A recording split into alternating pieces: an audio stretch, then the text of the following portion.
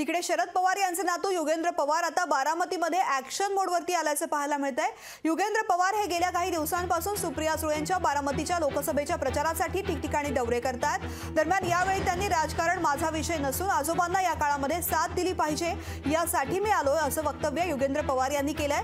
काही लोक दमदाटीचं राजकारण करतात, इथल्या स्थानिक पदाधिकाऱ्यांना धमक्या देतात, मात्र नागरिकांनी न घाबरता पुढे आलं पाहिजे असंही ते म्हणाले। एक नातू म्हणून माझ्या आजोबाला आता या वयात या त्यांच्या काळात साथ दिली पाहिजे, त्याच्यामुळे मी खरं तर इथं तुमच्याशी बोलायला आलोय। साहेबांनी खूप लोकांना घडवलं, महाराष्ट्रासाठी खूप कामं केली, बारामतीसाठी खूप कामं केली, हे आपल्याला नाकारता येत नाही। साहेबांची कामं आपल्याला सगळ्यांना दिसत आहेत। एक 50-60 वर्ष त्यांनी बारामतीसाठी खूप केलं आणि आता ही वेळ आहे की आपण सुप्रियाताईंना मदत केली पाहिजे, त्यांना परत आपण खासदार म्हणून निवडून आणलं पाहिजे।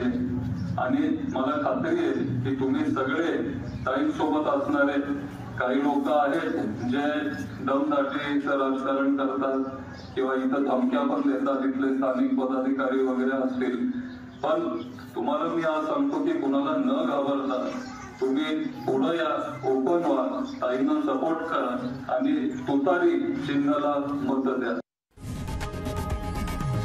लोकशाही मराठी ऐका, पहा, जागरूक रहा।